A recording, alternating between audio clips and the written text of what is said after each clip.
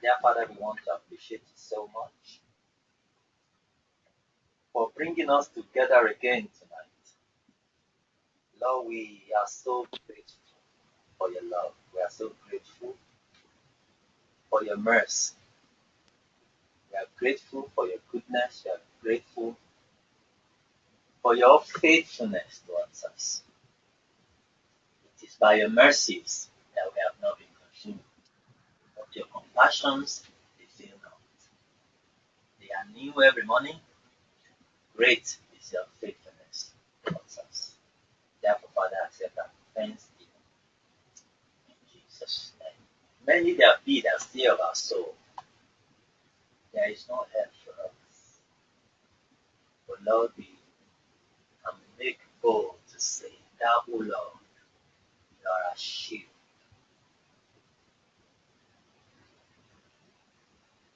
You are our buckler. You are our strength. You are also the lifter of our head. Lord, once again we have come to you tonight. The fountain of living waters. Jesus said on that day, the great day of the feast, whosoever is thirsty, let him come to the waters and drink. Lord, we have come to the waters, the fountain of living waters. We pray tonight, Lord, that you will fill our thirsty soul in the name of Jesus. Satiate our bones and our marrows with the fatness of your word in the precious name of Jesus. Holy Spirit, we acknowledge you as our trusted teacher. The word says we don't need anyone to teach us because we have the unction of the Holy One and it teaches us some things. Therefore, we rely upon you. We acknowledge our need of your help. Instruct us, teach us, guide us into all truth. Reveal to us the mysteries of the gospel. We thank you, Holy Spirit. We give you glory, we give you praise, we give you honor, we give you worship. In Jesus' precious name.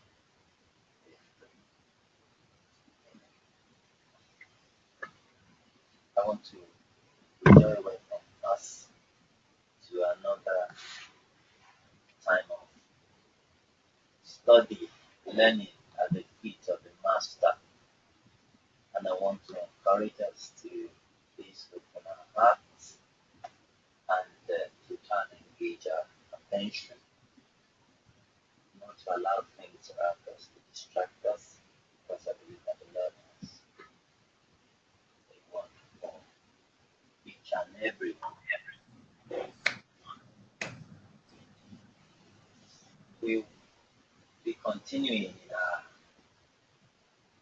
study on the 7 pillars of wisdom as we consider the 5th pillar tonight.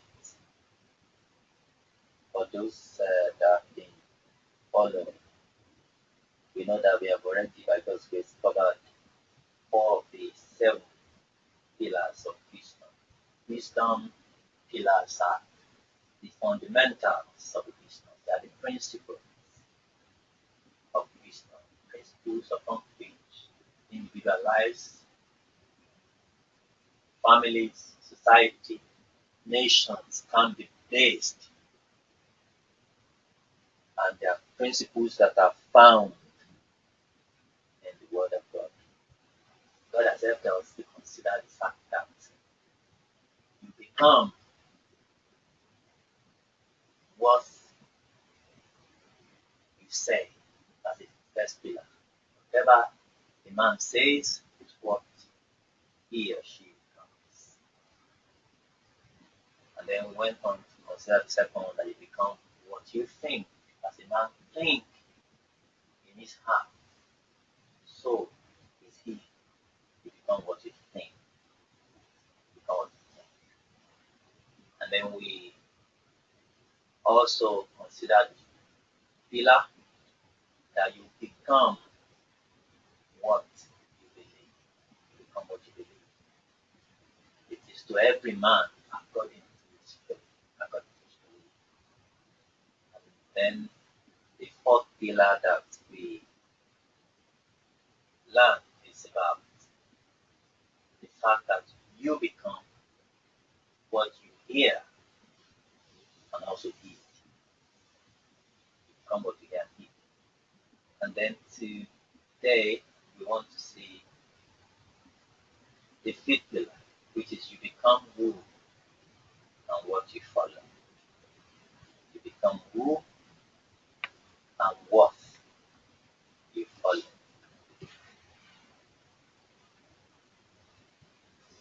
You are who and what you follow. As a type there instead of follow as you believe that follow is that. You are who and what you follow. Why? And there are three things I quickly want to share with us, even as we consider that. Just three things. The first one is found in 1 Corinthians chapter 15. 1 Corinthians 15. You are who and what you follow. 1 Corinthians 15, verse 33. Be not deceived. Evil communications corrupt good manners. Very clear instruction of scriptures. That it is deception to think that when we associate ourselves with evil company, we will end up having good morals. So be not deceived. Evil communications. It's not just talking about communication as in to talk. It's talking about company, association, evil communication, evil association. They have a way and the capacity of corrupting good manners. So that's the very first key I want us to learn. Who and what you follow shapes your character. No matter how good a person is, if he joins himself in the company or finds himself in the company of bad people, it's a matter of time. His character is going to be bad.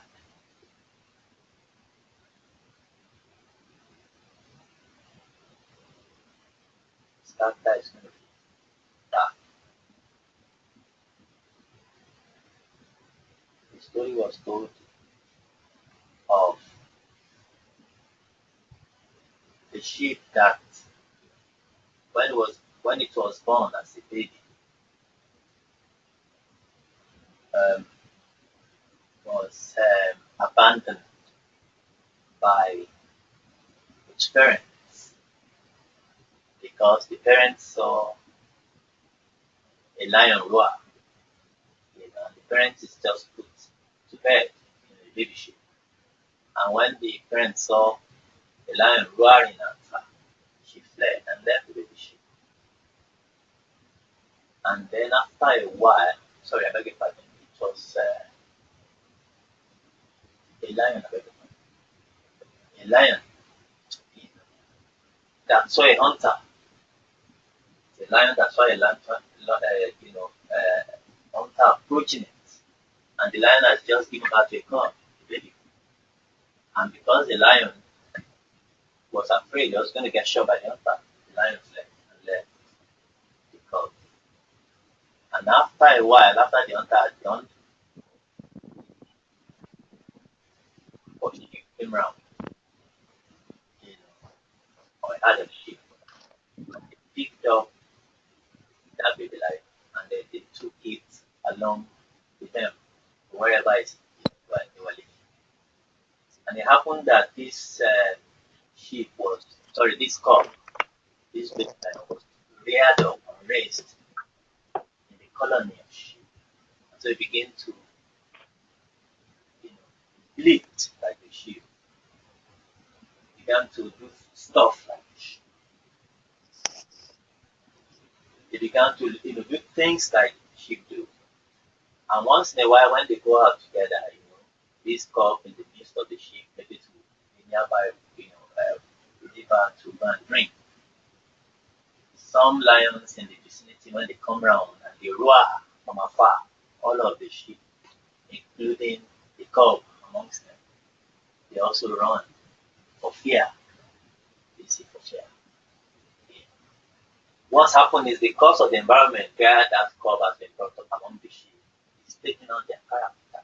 It's become timid, even though inside that cub, is the boldness of a lion. But by virtue of association with sheep, which, which naturally are afraid and intimidated by lions, that lions are the kings of the jungle. The cub amongst the sheep begins to behave like them until eventually,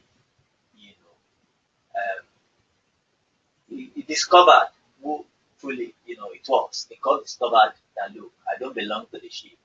And that was why his destiny changed.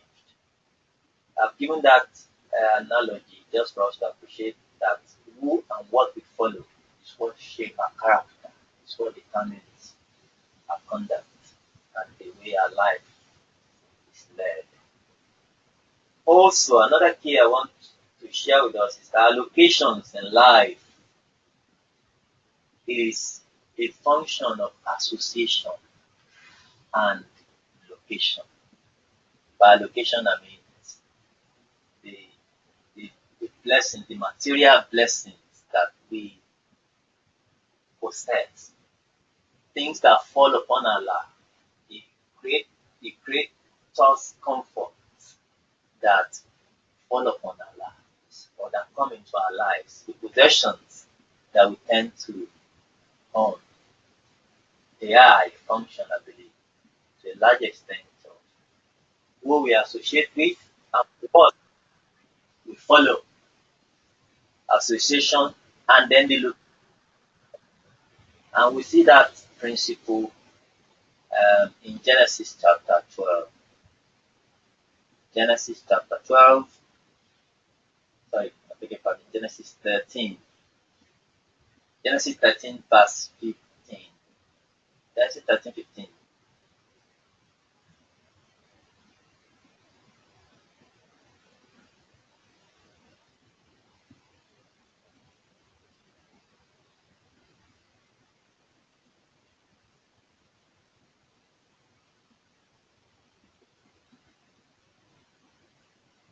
Right. Um, let me read Genesis 13 verse 2, please. And Abraham was very rich in silver and in gold. Abraham was very rich in silver and in gold. But then let's jump to verse 5. And Lot also, which went with Abraham, had flocks and herds and tents. And verse 6. And the land was not able to bear them, that they might dwell together, for their substance was great, so that they could not dwell together. You recall that in Genesis 12, if I'm not mistaken, it was Abraham that God called. Leave your kindred, leave your father's house unto a land that I will show you. God called one man called Abraham. But because of his affinity and closeness to his family, his father came with him. And then, of course, his brothers came with him. And then here we see Lot too, his nephew, still attached to him. And by virtue of going with him from the hall of the Chaldees that he was originally, he went as far as going with him to Haran, where Abraham's father died. Nephew still attached himself to him. And now they are, in Canaan. And yet, Lot was still going with him. And by virtue of this association and the location, because everywhere Abraham went up until now, Lot was going with him. By virtue of being associated with Abraham, the blessing that God had promised Abraham. Because when God called him in Genesis 12, he said, I will bless you. I will make thee great. I will bless you. I'll make your name great. And you shall be a blessing. And by virtue of the blessing upon Abraham, that blessing, as it were, through association, it rubbed off on loss. We saw there where I read in Genesis 13:2, Abraham was very rich in cattle. He had silver, he had gold. But by virtue of company and association and following Abraham, Lot also, that statement, Lot also, which went with Abraham, that's the association. He went with Abraham. We're not told that God called him. And because God did not call him, God did not give a specific command that Lot was going to be blessed. He gave that command to the called, to Abraham. But by virtue of being in the company of the called and following the blessed, he also had flocks. Lot had flocks and herds and tents. So much that the land couldn't bear them. It does follow, brethren, then, that when we associate ourselves with the blessed, the blessings rub off. It just rubs off. When you're in the company of the prosperous, it drops off. When you associate with the successful, if your friends are successful, whatever field, whatever endeavor, somehow it's going to rub off. Because who you follow determines your character. And if it's on the contrary as well, the same result is what one is going to get. And that's why it's important for them to choose our friends. When you look at the ministry of our Lord Jesus Christ, even as a leader who had followers, he didn't just pick anyone. He had a circle of friends, people that he could pour himself into, people that he could mentor, people that he could transform their lives. He had a circle of friends. And even within the 70 of his disciples, who we can call his friends, and who he did call his friends, even among 70, he proved them one after the other. He proved their loyalty by the kind of sermons that he was preaching to them. He proved their loyalty. After a while, they said some of them, they stopped from following him because they thought and they felt that his sermons and his teachings were too hard. He proved them by his sermons, and because they thought it was too hard, they stopped from following the master. So he had the 70, and then after the 70, then he had the 12, and then after the 12 too, there's still an inner circle within the 12. He had an inner circle within the 12. And then of course within the 12 you have John, who is the beloved, who you can say is the closest to the master. But then so after the 12 you have about let me say about 2 or 3, comprising primarily of Peter. Peter will be in that group. John will be there as well. And these are the people that you see following Jesus to certain. They're always with him, and they're very close to him. It takes them to certain events. They were eyewitnesses of certain miracles that he did. They partook of certain experiences which others never had the privilege of. For instance, on the Mount of Transfiguration, all the 12 disciples, they went with him. 10 were the fruit of the mount. 10 were the fruit of the mount. Only 2 climbed up, John and Peter, because they belong to that inner carcass. Now, another key I want to share with us, brethren, tonight is that only good followers become great leaders. Only good followers end up becoming great leaders. This is true both in the natural and in the secular, and it's also very true in the spiritual. In John chapter 8, verse 39. John 8:39. They answered and said unto him, Abraham is our father. Jesus said unto them, If ye were Abraham's children, you will do the works of Abraham. If you are Abraham's children, then you will follow Abraham's lifestyle. You will take Abraham as your example, and then you will do what Abraham did. You will live the way Abraham did. We know that children, naturally, they follow their parents. By associating with their parents, by living with their parents, they just naturally follow them. It is what they see their parents do that they do. And if that principle holds in the natural, then it also holds in the spiritual. That whosoever we associate with and whosoever we defer to, maybe as a leader, for instance,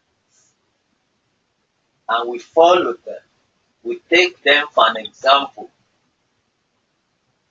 If they are great leaders, the chances are that we also will end up becoming great leaders. Hebrews chapter 8, verse 5. Hebrews 8:5. Hebrews 8, verse 5. Who serve unto the example and shadow of heavenly things, as Moses was admonished of God when he was about to make the tabernacle. For see, saith he, that thou make all things according to the pattern showed to thee in the mount. Brethren, I want us to note that God is a God of patterns. God is a God of examples. God is a God of prototypes. That is the workings of God. That is the workings of God. And I want to spend a bit time here to emphasize this, because there are some people who believe, look, everything that you can become is in the person of our Lord Jesus Christ. And once you follow him, you follow his teachings, you follow the, how he lived and all that the Bible has recorded for us. That is, I believe that is true. But in addition to that, brethren, I also want to say that God also has given us men as patterns to follow. It's important. We have seen Jesus Christ telling Jews, look, if Abraham was your father, then as children of Abraham, you claim you have to do the works of Abraham. So was referencing man, Abraham, as an example to follow. Now, here in Hebrews 8 that I've read, God was going to give Israel a tabernacle as the means by which man can reach unto God in worship. So he gave Moses a command for them to make a tabernacle in the wilderness. And we know that's recorded for us in Exodus. But you see, rather than God just telling him, look, this is the dimension, these are the furnitures, he could have just given those instructions. And Moses would have gone ahead by the wisdom of God and the operation of the Spirit of God. They would have been able to make it. After all, that's what God did with Noah. God just gave Noah the instructions concerning the ark, and he went ahead and he built it. There was no particular pattern given to Noah, because there is no ark, I believe, in heaven. So there isn't any particular pattern that God gave. God just handed over an instruction manual to Noah, about the ark, and he went ahead and built it according to that instruction. God could have done the same thing for Moses. But in Exodus, when God 25, when God instructed that the tabernacle should be built, God did something remarkable. He called him to Mount Sinai, and on the top of the mount, the Lord gave him a pattern. That pattern will be something close to what we call an architectural design. God more or less opened his eyes to see the tabernacle that is in heaven, because the throne room of God in heaven is like a tabernacle where God himself sits, where his throne is in heaven. It's like a tabernacle. And God opens his eye and God shows him that tabernacle in heaven, the throne room, and then God, on the basis of that plan, that architectural design that shows him, now begin to tell him to make something similar in the wilderness. And that is what is happening here. In other words, God gave him an example, and he said, make one after that example. God gave him a design and told Moses, follow this pattern, follow this design. Now let's read on, and then you will understand where I'm going here. Because, you see, in the New Testament, that's in the Old Testament. In the New Testament, we know God doesn't dwell in human tabernacle any longer. Sorry, in houses made with hands any longer. In the New Testament, God now dwells in us, in the believers, in the church. That's where God dwells.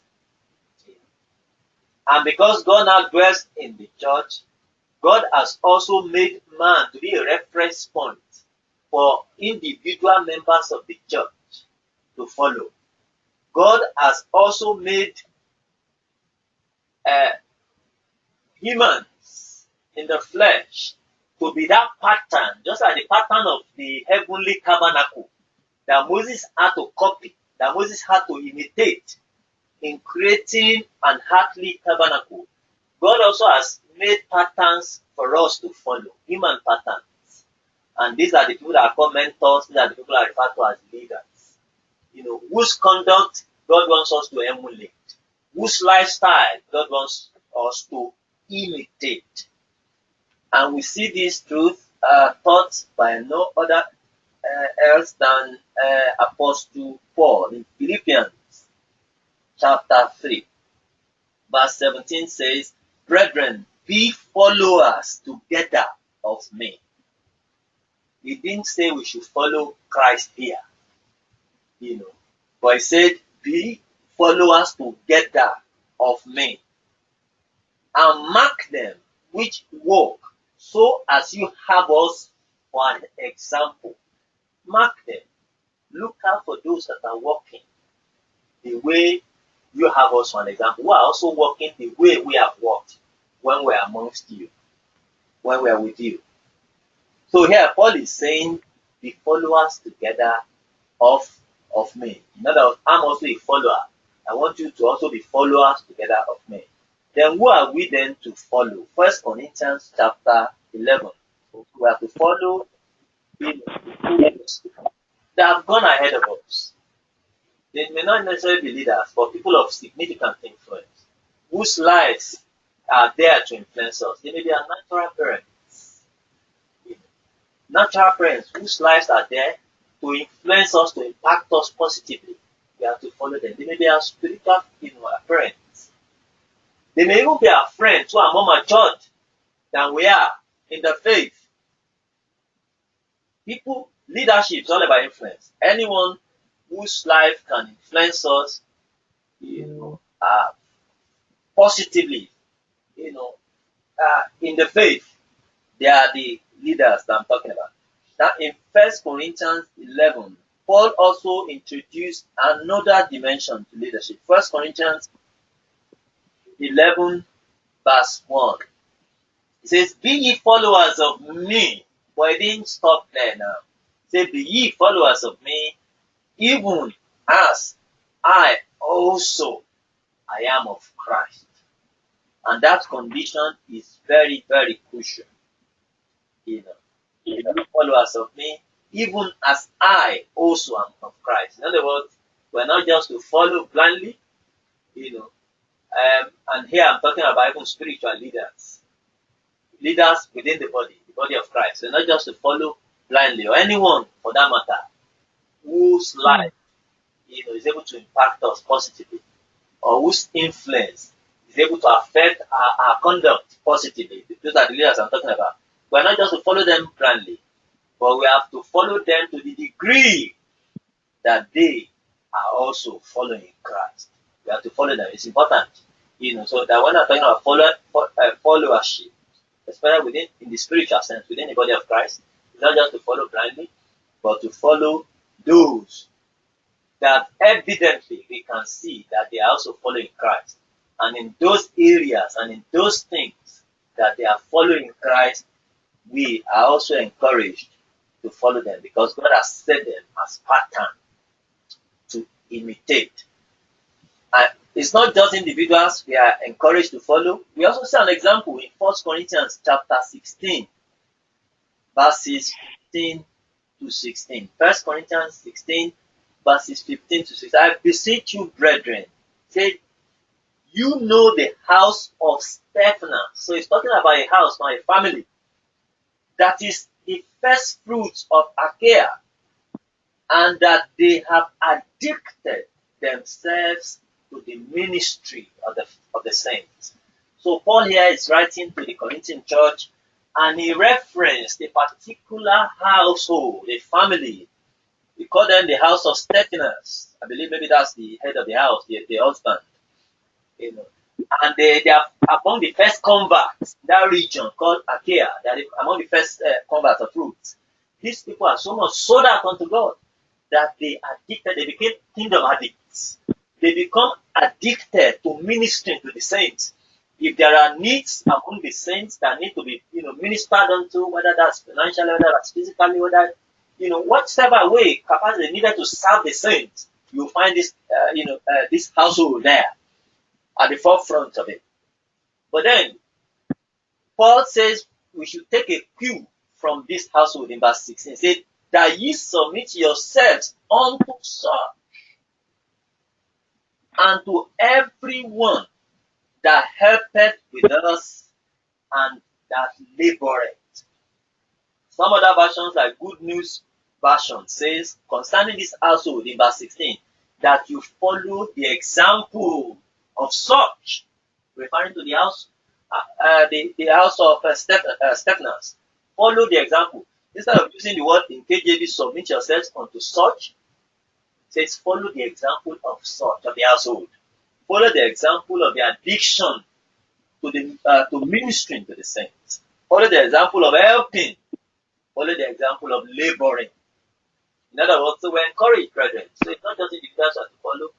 Let's go for families within the body, in the church, who are also laboring, and associate them, and take a clue from them, and learn what is it that they are doing that is making them to be able to serve effectively, and imitate them. So there's an example too of followership within the family. My spiritual parents, I've been around them, for a number of years, that I admire their family. I admire, their lifestyle.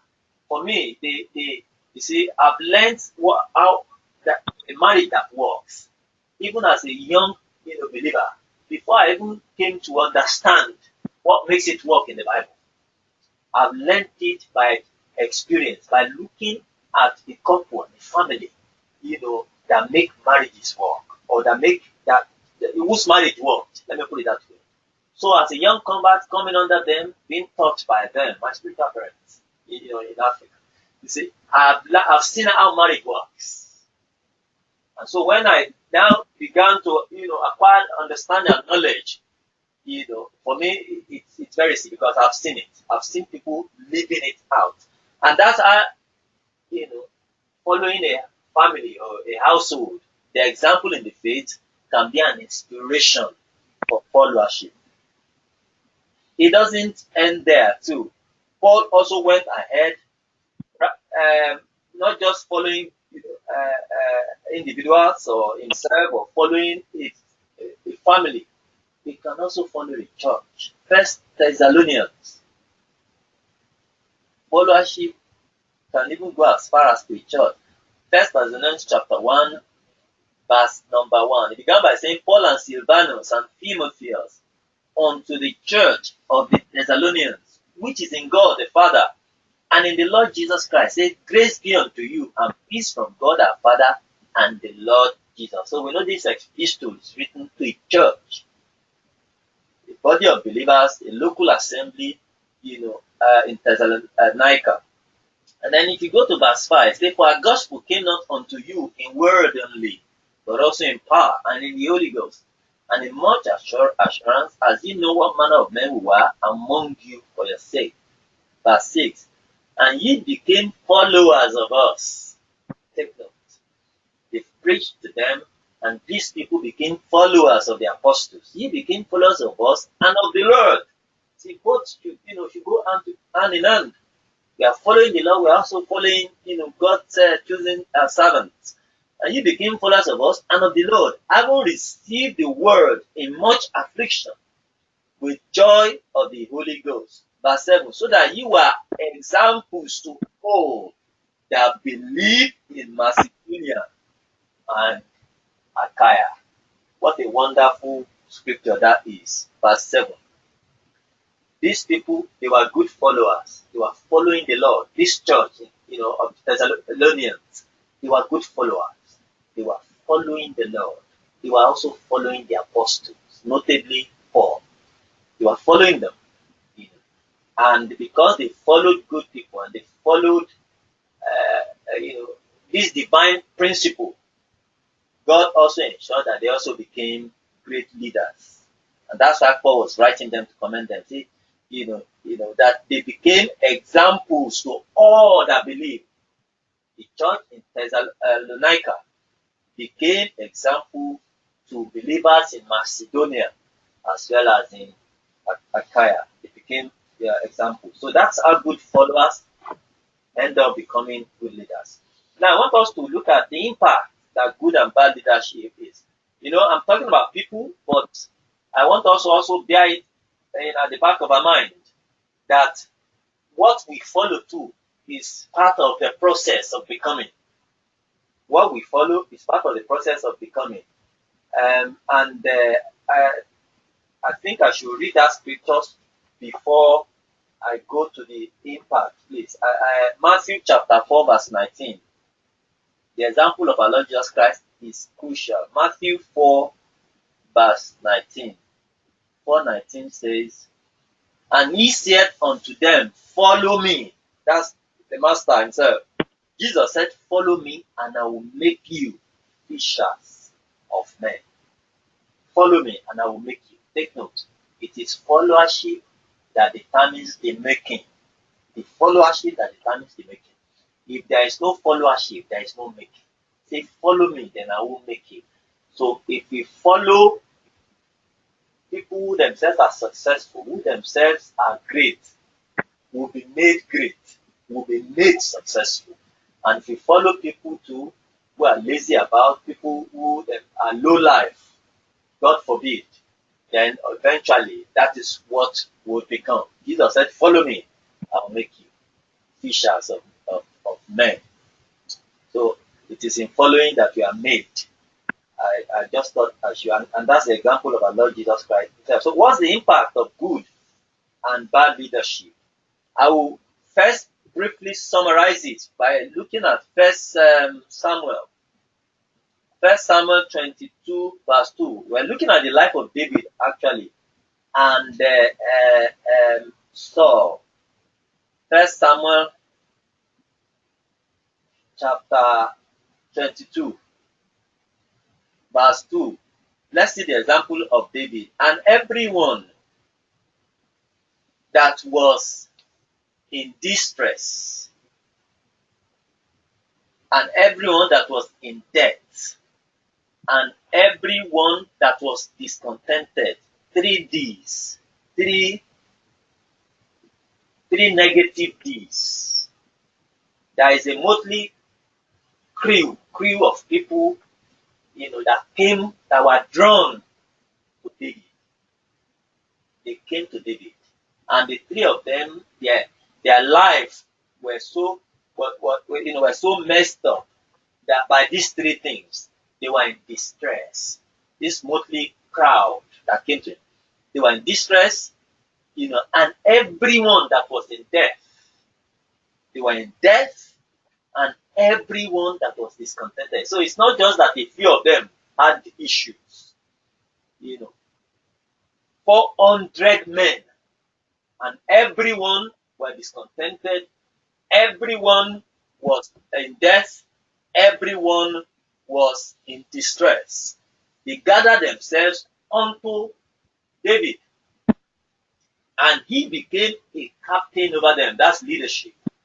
He became a captain over them, and there were with him about 400 men. And we know that these 400 men, they later became the mighty men of David. They were the people that fought alongside David, such so that David never lost any battle. We know that he fought about 66 wars and he didn't lose any. So what is it about David that has turned these men with this kind of attitude, with this kind of mentality, with this kind of character to becoming mighty men? There's something about the life of David. There's something about the leadership of David, about his character, about his person that rubbed off on these 400 men, such that men who are in distress, who are in debt, and who are discontented can become mighty men of valor. That's the way the scripture describes them, in terms of their attitude, in terms of their loyalty, and in terms of their capacity to fight. They became mighty men. Now, so that's David. That's a positive example. That's impact of good leadership. Then Saul, also gives us the other side to it, which is the impact of, unfortunately, bad leadership. In 1 Samuel 10, verses 26 to 27. And Saul also went home to Gibeah, and there went with him a band of men. What kind of men? A band of men went with him to Gibeah, whose hearts God had touched. There was a band of men whose hearts God had touched. They went together with Saul to Gibeah. But the children of Belial said, how shall this man save us? And they despised him and brought him no presents, but he held his peace. So we're going to see how Saul, even though he had good people, because this band of men, their hearts God had touched. They were reliable. They submitted to followership. They were good people, good-hearted people. They meant very well. But because they came under a bad leadership, they came under a bad influence, these people also became bad later. They became bad.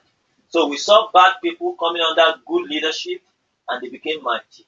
And also we saw good people coming under Saul, who himself was a very totalitarian, a dictator of a leader. And of course his character also affected these people in a very negative way. I think it was the Alexander the Great that is often quoted with this very powerful, inspiring quotation.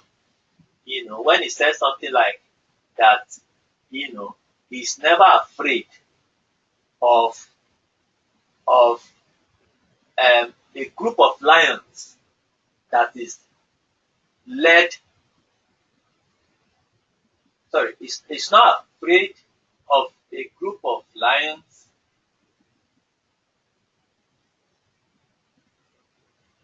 that is a group of he's not afraid of a group of lions that is led by a sheep. Yes, because but he's afraid of a group. No, he's afraid of a group of sheep who is led by a lion. Yes. I don't know if you understand what he's trying to say there. said, I'm not afraid of a group of lions that is led by sheep, because you know that a sheep is a weakling. They are fearful. They are easily intimidated. So if the sheep is the that timidity, will pass it on to the lions. It's a matter of time. The lions too, they will become like sheep. Like the example I gave earlier. Say, I'm not afraid of those. But if I see a group, of sheep that has lion as the head, I'm scared. Even though they are sheep that are the followers. But if the lion is one leading them, I'm afraid of them. That's also bringing this truth to bear, that leadership is all about influence. Let's look at the profile of the destroyer that Saul became. Saul became a destroyer, and I read for us in 2 Samuel 22, verses 18 to 19.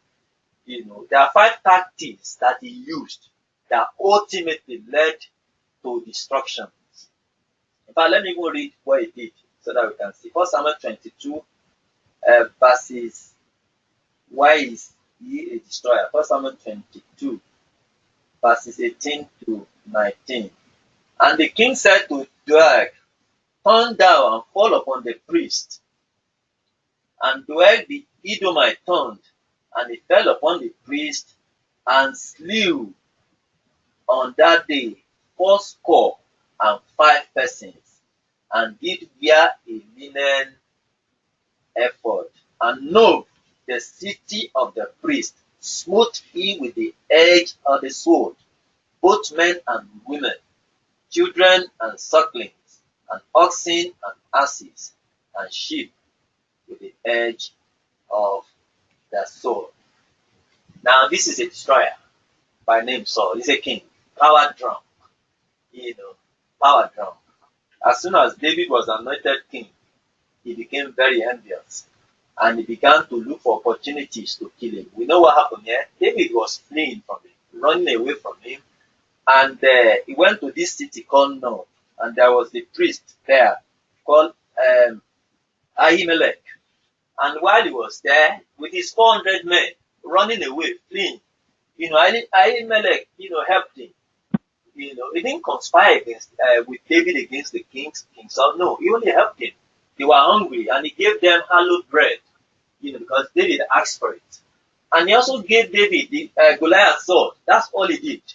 And then somebody went and leaked the secret that they have the sightings of David with Ahimelech. They went and leaked it to Saul. And then what did Saul do? He commanded that they should bring the priest and Ahimelech and all other priests that were with him. And as a result of that, they killed, all the priests. They killed, 85 persons who, were meant to be priests, including the high priest, Ahimelech. And not only that too, the entire city was burnt down. And children and, killed, men killed, oxen and sheep, everything they had were destroyed just because of one man. So, it's in that sense that said it's a destroyer. The prophet was a destroyer. But then what were the characteristics? What are those things that predisposed him? There must have been some things in him that made him such a bad leader. Number one is intimidation. And we see that in 1 Samuel 22, verse 6. Intimidation. When Saul heard that David was discovered, and the men that were with him, now Saul abode in Gibeah under a tree in Ramah, having his spear in his hand, and all his servants were standing about him. That man would always appear with spear in his hand. So, he always give an intimidating appearance, so that all the servants around him, they will be bowing, they will be, katoing, whatever others, is giving them, they will be compelled to do it. Because this man can just, go and get into a rage and become angry. And then with his spear in his hand, he can thrust it through any. And of course, we saw that he attempted to do the same, to kill David in the palace with his spear. So he's always carrying his spear. That spear in his hand, is reflective. It is symbolic. It shows it's an unspoken threat. He's saying that, look, if you cross your line, if you overstep the boundary, look, I'm ready to judge. I'm ready to punish. So it's a form of an intimidation. The fact that the king was carrying his spear in his hand. Also, in 1 Samuel 22, verse 7, there's another aspect of his character. Then Saul said unto his servants that stood about him, Hear now, ye Benjamites, will the son of Jesse give every one of you fields and vineyards, and make you all captains of thousands and captains of hundreds? What was he trying to do here?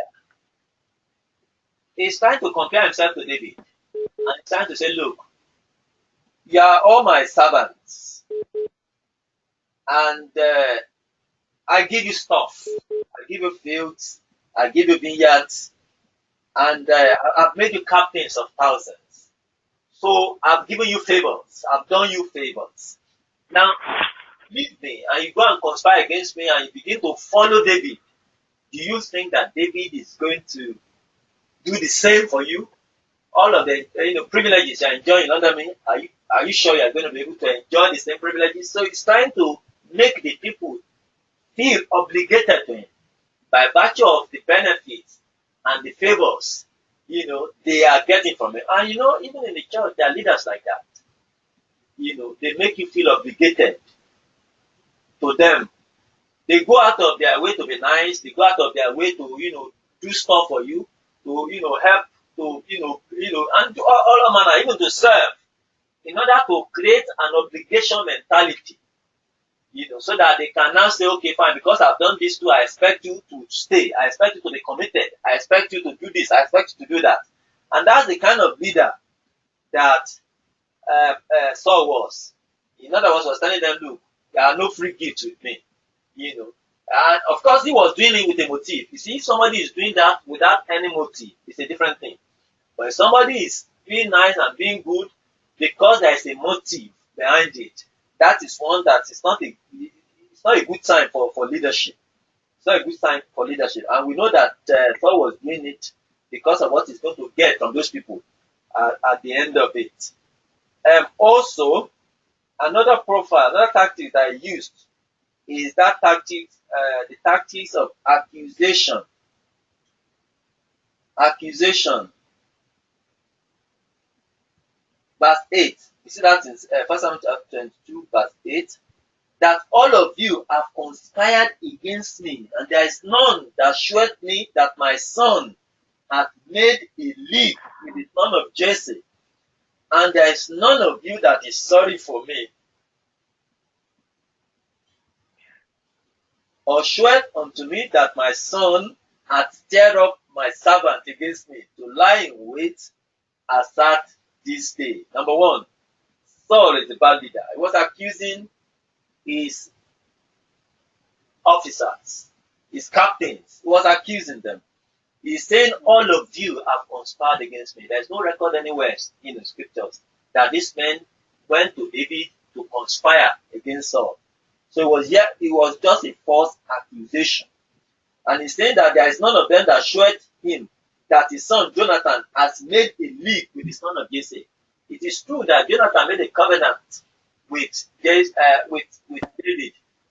but it's not in the place of the officers, I believe, to begin to tell Saul that level of detail. So this is false accusation, and there are leaders too like that. They accuse other leaders. They think it is by bringing others down that they can rise. That is a bad leadership trait there and then, and we have to be wary of such leaders. We have to be wary of following such leadership. And then also in verse 8 too, we see manipulation. He said, there is none of you that is sorry for me. He's trying to play emotional blackmail on these people. So, none of you is sorry. He's manipulating them. It's an emotional blackmail. None of you is sorry for me. If they were not sorry for him, they wouldn't stick with him. They were still there serving him, pursuing him and supporting him in his cause, even though they know that cause was wrong.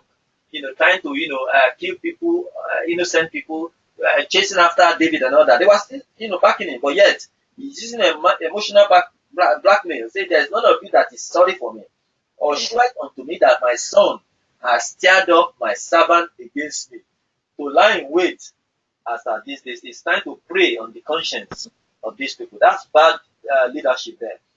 And then finally, we see misrepresentation in verse 13. And Saul said unto him, why have you conspired against me?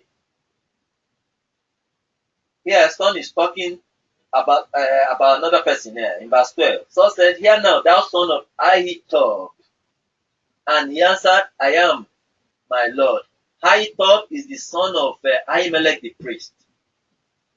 Now, he's also trying to misrepresent now to Ahitub. And in verse 13, and Saul said unto him, why have you conspired against me?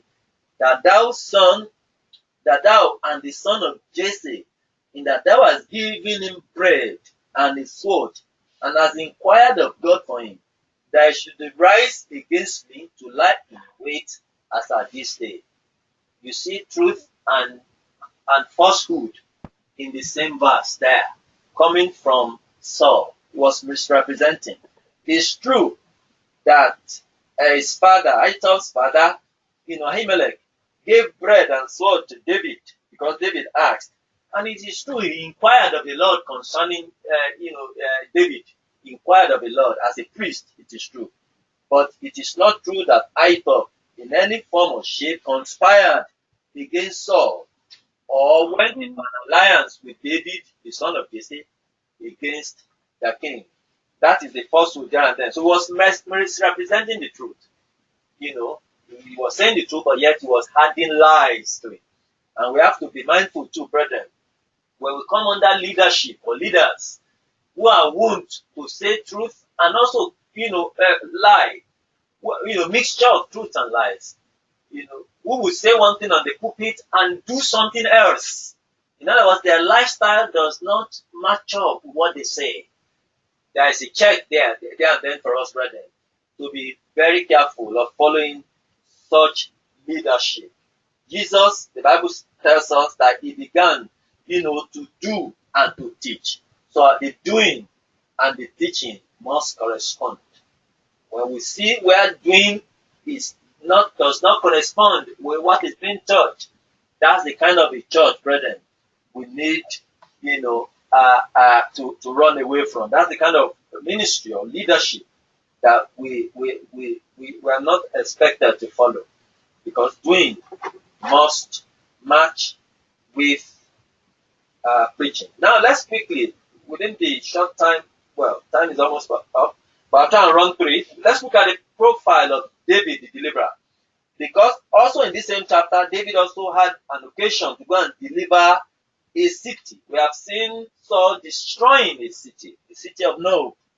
Now also from verses 18 to 19, you also see David going to,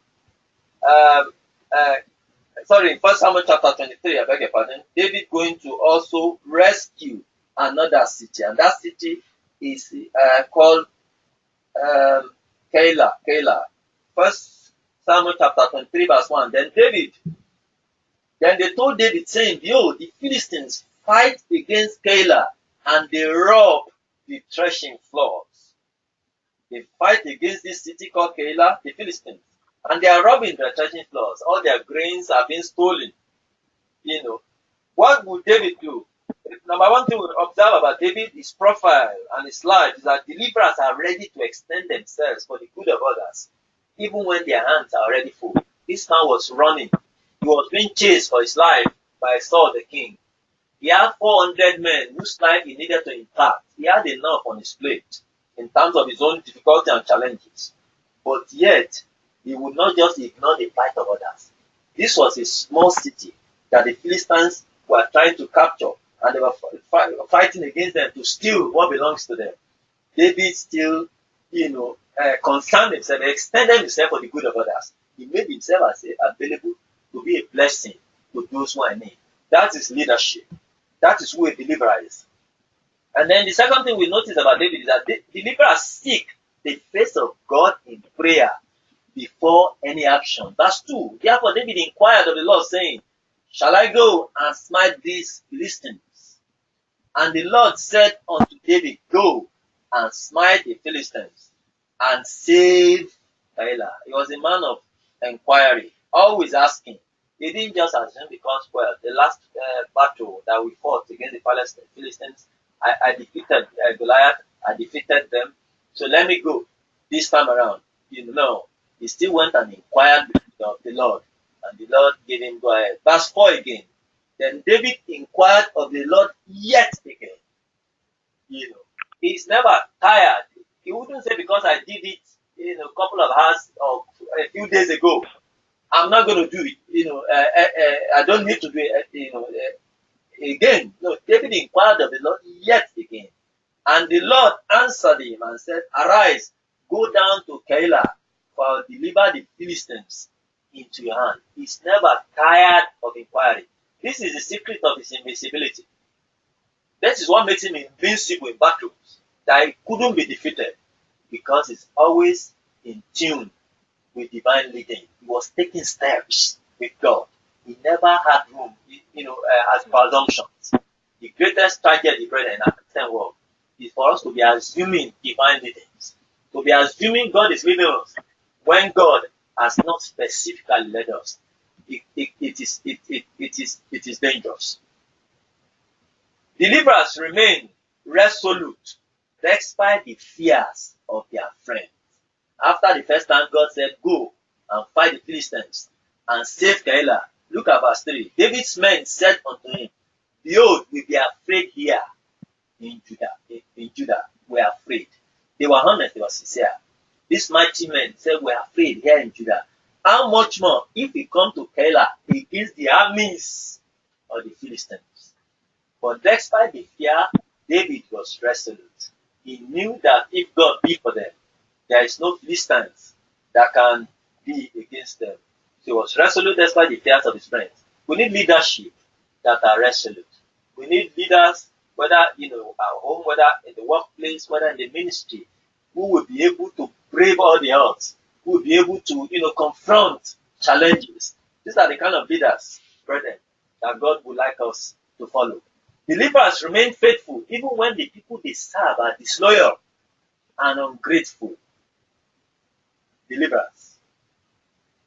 1 Samuel 23 verses 11 to 12. Will the men of Keilah deliver me up into his hand? This was David inquiring. He was praying and asking God, will the men of Keilah deliver me into the hand of Saul? Will Saul come down as thy servant had had?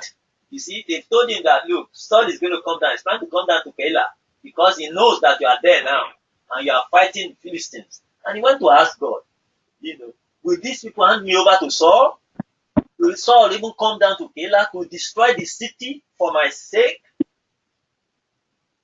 This man is faithful. This would have been a point for him to back out and say, look, if these people will deliver me to Saul, what's the point going to rescue them? What's the point going there to fight on their behalf against their enemy? I can't even trust the people at Keilah. The people that is trying to serve, they may be ungrateful, they may be disloyal, but that did not affect the commitment of a deliverer that David was. He was faithful to the end because he went ahead in verse 13. Then David and his men, which were about 600, arose and departed out of Keilah and went whithersoever they could go. And it was told Saul that David was escaped from Keilah and he forbore to go forth. So they still went to Keilah, but see, God rescued him and led him. And that is the final point I want us to see there. Believers trust in God rather than in the people that they have served. Because he trusted God and because he's a man of faith, a man of trust, even though he went to Keilah, and he knew that Saul was going to come there, God led him. The trust that he had in God and made sure that God led him, and he left that place, before Saul could ever come there. In fact, as soon as Saul was told that David had left, then he didn't really bother to go there anymore. He trusted the Lord, And so God helped him, and he was able to serve the people despite all that confronted him. That's the kind of leadership. The challenge, brother, for us is it is followers that become leaders.